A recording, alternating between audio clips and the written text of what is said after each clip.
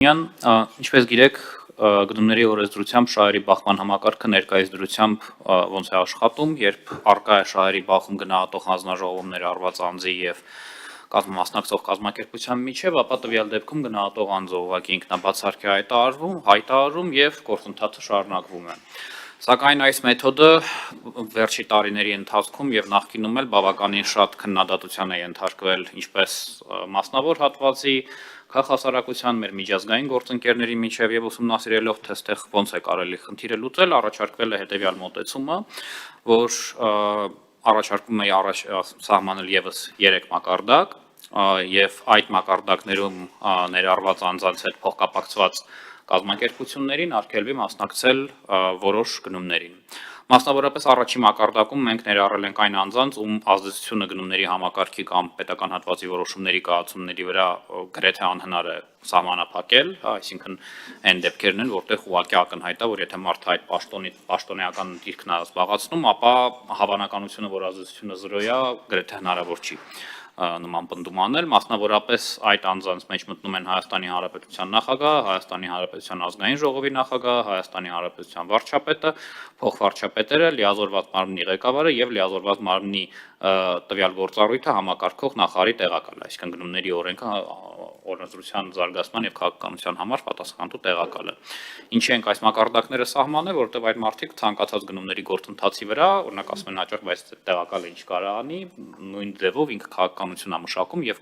պարզաբանումներ է տալի եւ ուղեցույցներ է հրապարակում, որի արդյունքում կարող է ցանկացած կետում ազդեցություն ունենալ գործընթացի վրա։ Երկրորդ մակարդակում դա կարելի ասել հետեւյալ մակարդակն է, որ եթե տվյալ մարմնի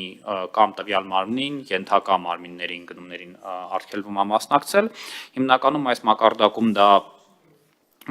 բաներն են, նախարարներն են ներառված, ինչի է այսպես արված, որովհետև տվյալ դեպքում էլի կարող է նախարարություն կա կամ մարմին կա, որ իր ենթակա մարմիններ ունի եւ տվյալ դեպքում էլի ազդեցությունը մեծ է։ Երրորդ մակարդակը դա անկախ պետական մարմինները եւ ինքնավար մարմինների անդամներն են, այդ թվում Հայաստանի Հանրապետության կենտրոնական բանկի նախագահը, նրա տեղակալները, մարդու իրավունքների պաշտպանն է ներառված այս մակարդակում, նաեւ տվյալ դեպքում միայն այդ կազմակերպության գնումներին է արգելվում մասնակցել, նորից որտեղ հիմնականում այս մարմինները կամ ենթակա մարմին չունեն կամ իրանց ենթակա մարմինների վրա գրեթե շատ անուղղակի ազդեցությունը։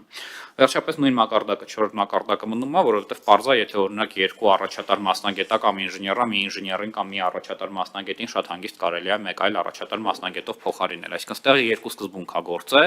ինչքան ամեծ ազդեցությունը այդ մարդու համակարգի վրա, այդ մարդուն տվյալ ոլորտից հնարավոր է հանել եւ այլ մարդ դնել, թե ոչ։ Օրինակ ակնհայտ է, որ երբ որ, չգիտեմ, էկոնոմիկայի նախարարությունում կամ ֆինանսների նախարարությունում մրցակցային ընթացակարգը հայտարարվում, այն տեղակալին, որ այդ ուղղության համար պատասխանատու է, շատ դժվար է հանել այլ տեղակալ տեղը բերել, ասել դե դուք իրար վրա ազդեցություն ընդհանրապես չունեք, որովհետև պարզա, որ վերջում այդ մարդն է պատասխանատվություն կրում նաև ոլորտի համար ու անուղղակիորեն ինքը մեկը ազդելու է։ Հետևանքները հետևյալ ձևով են սահմանված, որ եթե բացահայտվում է, որ կազմակերպության վրա դրված պատասխանատվությունը, այլ ոչ թե պաշտոնատար անձի, այսինքն եթե պարզվում է, որ կազմակերպությունը նման խախտում է արել, ինքը պետք է գա ներկայացնի, որ համապատասխան շահերի բախումները բացակայում են, եւ եթե պարզվում է, որ սխալ տեղեկատվություններ եւ իրականում շահերի բախում կար, ապա եթե պայմանագիրը դեռևս գործում է, ապա ինքը կանգնում է, մենք հաշվում ենք, թե իրականում աշխատանքները ինչքանով են կատարված եւ գումարի վճարվելիք գումարի 20%-ը հետա վերադարձում պետությանը։ Եթե ավելի ուշ է, այսինքն պայմանագիրը ամբողջությամբ ավարտվել է եւ post-factum-ա պարզվում, որ այդտեղ շահերի բախում կար, ապա էլի նայում ենք ինչքան է փաստացի վճարվել եւ 20%-ը վերադարձվում է պետությանը։ Ինչի 20%-ը, որտեղ մեր հաշվարկներով մոտ միջինում շահութաբերությունը 15-ից 20% է լինում կազմակերպություններում եւ մենք մոտավորապես այդ մակարդակը սահմանել ենք, որպեսզի, ասենք, դեռևս 0 դուրս գա կազմակերպությունը, որը նման խախտում է անում։ Ինչի ոչ ավելի խիստ պատիժ, որովհետեւ համակարգը նոր է, դեռ համ կազմակերպությունները, համ մեր պետական համակարգը պետք է իրան սովորի եւ ավելի խիստ պատիժը հնարավոր է բերեր նրան, որ կամ համակարգը չաշխատեր կամ ինչ որ խեղումներով աշխատեր։ Դրա համար մենք փորձել ենք ռացիոնալ պատժի մակարդակ սահմանել, որը համ, ասենք ասենք, սահմանափակող ուժ լինի այն մարդկանց համար, ովքեր կուզենան խախտումներ անեն, համ նաև այնպիսի իրավիճակ չստացվի, որ ինչ որ սկզբից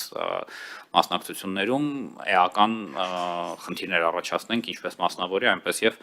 պետության համար։ Ընդհանուր առմամբ այսքանը, ես նաև նորից ուզում եմ շնորհակալություն հայտնեմ մեր արդարադատության նախարարության գործընկերներին եւ կոռուպցիային կանխարգելման հանձնաժողովի գործընկերներին, որտեղ իրանց աջակցությամբ էր հնարավոր միայն այս փաթեթը մշակել եւ ներկայացնել ձեր քննարկմանը։ Շնորհակալ եմ։ Շնորհակալություն, պարոն Ավանեսյան։ Հարցեր կա պարոն Ավանեսյանին նախագծի հետ կապված։ Խնդրեմ, պարոն Զինվոր։ Շնորհակալություն, պարոն Ավանեսյան, այդ վերջին մասը 20%-ի մասը ուզում եմ sense բարձ, այսինքն եթե ինչ որտեղ կոռուպցիայի հայտնաբերվի 20%-ով կարելի է գնել հետ։ Սա ոչ թե կոռուպցիայի մասին է, սա ոչ թե կոռուպցիայի մասին է։ Մենք ասում ենք, որ միայն շահերի բախման արկայությունը պոտենցիալ, դա ռիսկ է, դա խախտում է եւ հետևանքը 20% է։ Կոռուպցիան դա լրիվ ուրիշ ուղղություն է։ Այսինքն հնարավոր է այնտեղ շահերի բախում չլինի, բայց կոռուպցիա լինի, օրինակ, պատկերացրեք իմ հետ որևէ ձևով փոխկապակցված անձ չի, բայց գալիս է ինձ $2 միլիոն փող ա տալի, ասում է կարգավորումները սարքին հենց, որ ինձ ավելի հեշտ լինի հաղթելը մրցույթներում, օրինակ, կամ ինչ որ մի հատ մրցույթում մասնակցել եմ, մի հատ զանգի այս մարդուն ասա, որ չգիտեմ, մի բան անի, որ լավ լինի իմ համար։ Հա, երկուսը մի տեղում լինի, ապա արդեն քննարկվելու է, պարզա որ համ այս 20%-ն ենք հետ ուզելու, համ էլ ընդհանրապես կարող է գնա այնտեղ պայմանագրի ռեստիտուցիա, ամբողջությամբ գումարները հետ ուզենք, կարող է քրեական գործ սկսվի, դա արդեն, ասենք ասենք, դժվար ստեղ ոչ թե կոնֆլիկտ ալնելու, այլ համենա դառնալու, էլի։ Այսինքն, բայց հիմնականում խնդիրը այնա ալնում, որ մենք տեսնում ենք, որ շահերի բախումներ կա, ու այս շահերի բախումը խնդիրը իրականում ինչու՞մ է։ Ոչ միայն այնա, որ պայմանագրերն են անարդյունավետ, ոչ միայն այնա, որ որակն է վատը, բայց նաև այնա, որ մենակ այն փաստը, որի մեջ փոխկապակցված մարդ կարող է գա մասնակցի իմ կողմից հայտարարված գնումներում, բոլոր մնացած մասնավորներին սիգնալա չմասնակցել։ Ու մենք նույնիսկ չենք իմանում իսկ իրական գինը ինչքան էր, մենք չենք իմանում իրական որակը ինչքան էր, եւ նաև սրա համար է կարգավորումը, որպեսզի մասնակցությունը, արդար մասնակցությունը խրախուսենք։ Այո, մենք հասել ենք բավականին լավ մակարդակի, հիմա 3-ից ավել է, հարևան Վրաստանում 2-ից քիչ է մեկ լոտին մեկ ընդհանրակարգին մասնակցությունը, բայց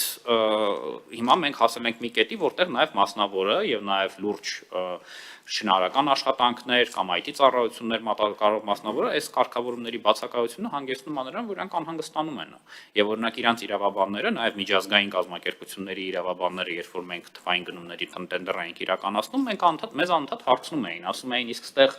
ծանոթ բարեկամ ձեր մասնակցելու է, հաստատ չի մասնակցելու, իսկ օրենսդրական կարգավորում ունեք, որ չի մասնակցելու, որտեվ իրանց իրավաբանը նայում է, ասում է, այստեղ ռիսկ է քո մասնակցելը, որտեվ նույնիսկ եթե կար հաղթեցիր, կարող է գլխից սարքեն վերջում։ Այսինքն, քանի որ մենք հիմա սա արգելում ենք,